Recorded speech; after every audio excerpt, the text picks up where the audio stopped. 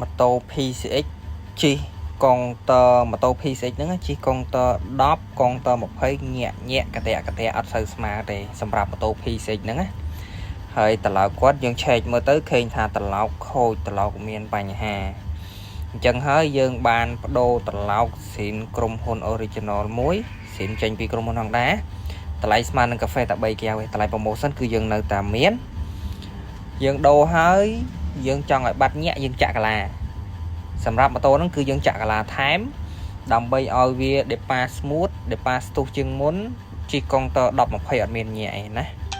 ជិះ smooth ល្អហើយ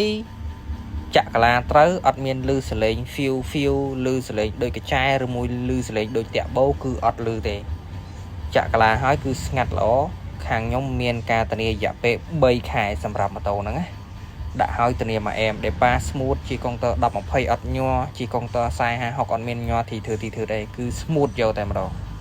បងទីតាំងរបស់ខ្ញុំស្រួលហើយណាអានេះគឺជា stop ក្នុងពេញថ្មីទៅត្រង់ចេះស្ពាន7មករាដល់ពេលយើងបាត់ស្ដាំចេះអានេះគឺទៅ stop លេខហើយប៉ុន្តែ stop នេះ stop ក្នុងពេញថ្មីអញ្ចឹងបងមកដល់ stop ក្នុងពេញថ្មីហ្នឹងហើយត្រូវជិះឡើងមកក្រោយវិញនេះទៅគ្រាន់ចេះស្ពាន7មករាបាត់ស្ដាំចេះ stop លេខហើយអញ្ចឹងបងត្រូវជិះមកនេះវិញ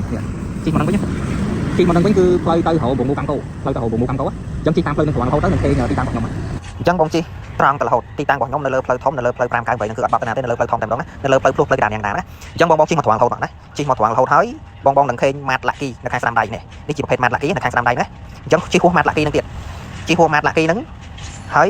ជិះមកមុខទៀតមកអត់ដល់ទេបងនឹងឃើញធនាគារហាក់ថានៅខាងស្ដាំដៃមួយទៀតណាអាហ្នឹងធនាគារហាក់ថាអញ្ចឹងផ្លូវហ្នឹងគឺត្រូវ 100% ហើយអញ្ចឹងបងជិះត្រង់មកទៀតជិះតែតិចទៀតដល់ហើយជិះត្រង់មកទៀតរហូតមកបន្ទាប់មកនៅខាងស្ដាំដៃហ្នឹងបងនឹងឃើញកន្លែងដូរកង់ឡាន2ណានេះកន្លែងដូរកង់ឡាន2តូបចុះគ្នាហ្នឹងហើយហួសកន្លែងដូរកង់ឡានហ្នឹងប្រហែលជា 3 4 ផ្ទះដល់ហើយនេះទីតាំងហាងរបស់ខ្ញុំណាហើយនៅទីតាំងហាងរបស់ខ្ញុំបងមើលផ្នែកទៅអាហ្នឹងបានទីតាំងហាងរបស់ខ្ញុំចំ 100% ហើយបងមើលនៅខាងមុខផ្ទះណានៅខាងមុខផ្ទះគឺប្រភេទរូបភាពរូបរាងបែបហ្នឹងគឺរូបភាពហាងខ្ញុំ 100% ណា